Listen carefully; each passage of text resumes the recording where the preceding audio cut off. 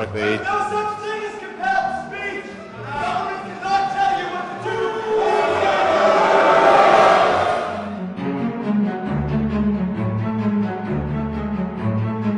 The universities are an absolute wreck, right now, because for decades, any graduate student in the humanities who had independent thinking, was driven out. There was no way to survive without memorizing all of these stupid bromides with this reverential bowing to these overinflated figures like Lacan, Derrida, Foucault. You need to get out. No, I don't. You need to get out. I actually don't. All right. Hey, who wants to help me get this reporter out of here? I need some muscle over here. Inequality, oppression. Students major now in social justice. Disciplines like women's and ethnic studies, which are corrupt right to the core. I pledge to use they and them when I do not know someone's pronouns. How about a quick summary of critical theory? Well, critical theory, in a nutshell, it's an idea that came from the Frankfurt School in Germany. It transfers over to Columbia University. It is some German scholars who are Marxists.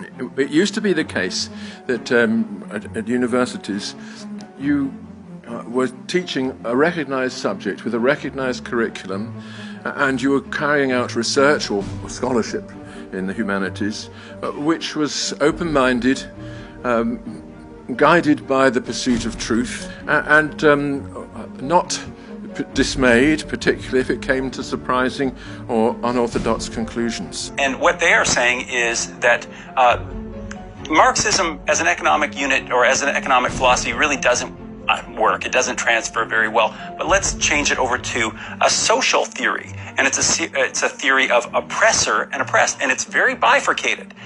You are either one or the other. And if you are the oppressed, you're good. And if you're the oppressor, you're bad. And it's as simple as that. There's no nuance. Basically, it's been a tyranny in the humanities because the professors who are now my age, who are the baby boom professors who made their careers on the back of Foucault and so on, are determined that survived. What I remember was violently resisting, all of us, in different ways, the idea that the university could be in loco parentis, as it wanted to call itself. The university would play the role of your parents. And if you had a beef against another student of any kind, it was considered kind of babyish to want to go to the dean the entire time and complain about your feelings. Look me in my face, first of all. You want free dialogue? You want free speech? This is how it works. Someone speaks, you listen. You do not cut them off. You do not do these condescending gestures. You do not smirk. Yeah. You look them in the face and you wait. You wait. Everyone's just praying that you would come here and manifest everything that you could manifest. And that's what you should be doing instead of waving placards and complaining about how you're oppressed, for God's sake.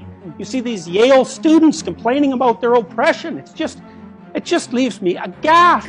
This is not a discussion. You have lost that one. This is not a discussion. You've lost that one. Yeah, you've lost that one. So what are they doing here if they don't want to talk to you? They're just simply shutting down somebody that they don't want to hear from. I am not interested in debate. I am interested only in dialectic, which does mean I listen to you and you listen to me. Everyone in the university seems to want to have more authority over themselves, to have more complaints procedures, to have more therapy and more litigation. And I would say, for heaven's sake, there's enough of all that in the wider society as it is. And you can't justify this by reference to microorganisms, I'm sorry to say. It's not viruses that are making people behave this way.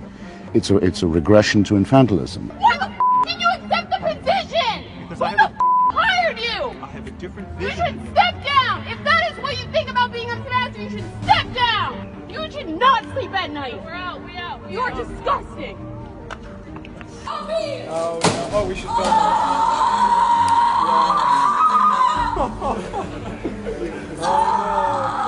Slash his throat! Every Republican! Suck my balls! Say that one more time. Slash Republican throats! Slash fascist throats! Death to fashion! That being articulated and educated in the highest possible manner there's nothing that's better for you and for society. And why have the universities forgotten this? Well, that's postmodern neo-Marxism for you, then the philosophy of intense resentment and oppression and group identity, and God, it's just pathetic.